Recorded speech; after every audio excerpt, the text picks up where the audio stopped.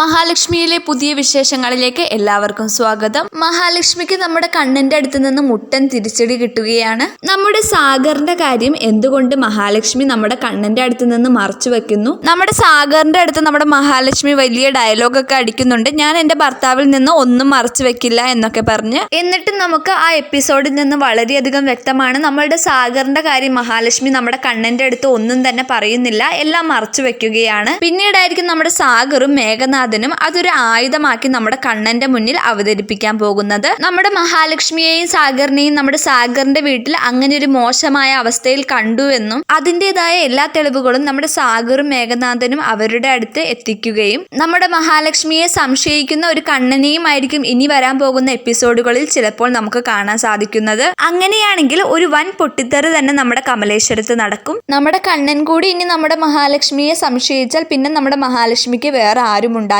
കാരണം കണ്ണൻ മാത്രമായിരുന്നു മഹാലക്ഷ്മിക്ക് കൂട്ടായിട്ടുണ്ടായിരുന്നുള്ളൂ. മഹാലക്ഷ്മിയുടെ ഈ ഒളിച്ചുവെക്കൽ പിന്നീട് മഹാലക്ഷ്മിക്ക് തന്നെയായിരിക്കും നഷ്ടമുണ്ടാകാൻ പോകുന്നത്. എന്തായാലും നമുക്ക് കാത്തിരുന്ന് തന്നെ കാണാം.